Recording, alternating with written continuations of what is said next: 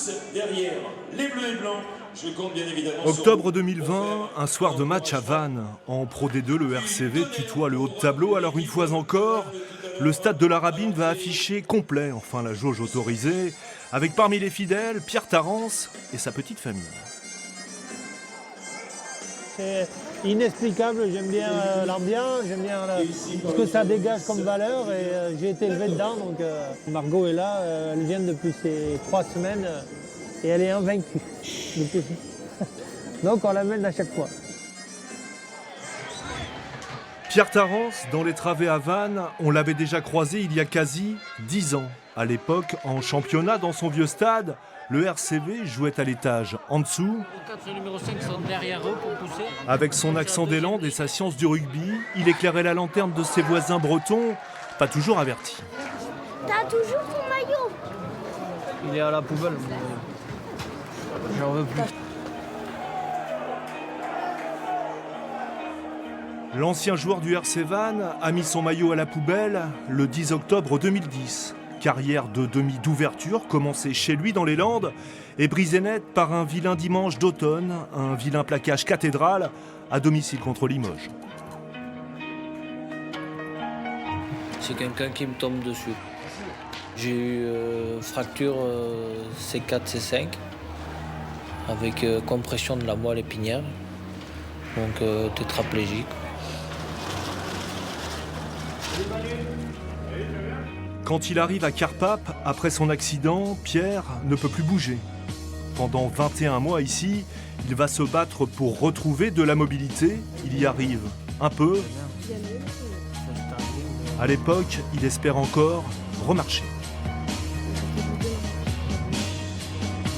Si j'y arrive pas, c'est de rester le même que j'étais avant et puis voilà, quoi, de revenir comme j'étais, aussi heureux de vivre, tout ça, même si je ne remarche pas.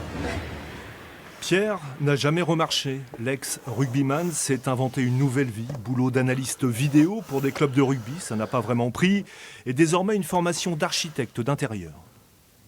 Moi aujourd'hui j'aspire à une chose, c'est travailler. Pour moi c'est le plus important pour retrouver un lien social.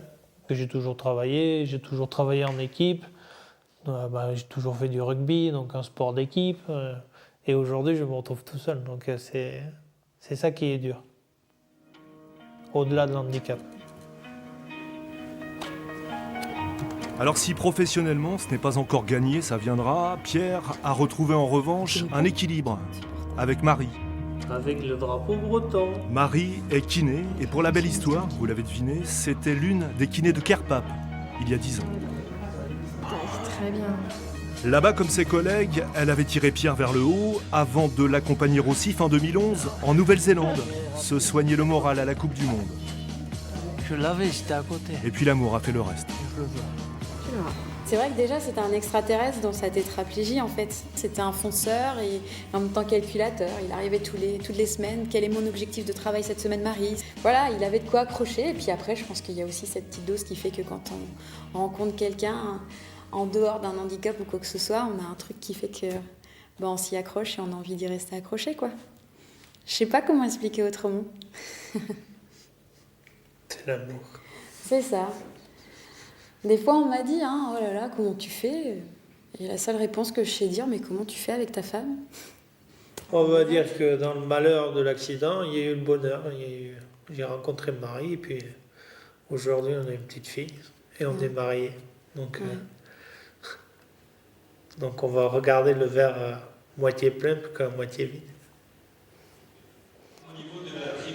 D'ordinaire, quand vient le 10 octobre, la date anniversaire, Pierre et Marie s'échappent pour aller prendre l'air. Prédilection pour les endroits du globe où ça joue au rugby. Ici en 2016 au Japon, encore la Coupe du Monde. Du rugby, Tarance n'a surtout pas envie de guérir. Ce qui m'est arrivé, c'est en fait de jeu. C'est comme ça et puis ça devait arriver, c'est tout. Il ne faut pas penser qu'à ça, sinon on ne fait rien de sa vie. Cette année Covid oblige, pour ce week-end maudit, Tarance s'est contenté d'un match à Vannes. C'était pas mal non plus, les Bretons ont gagné. La petite Margot est toujours invaincue.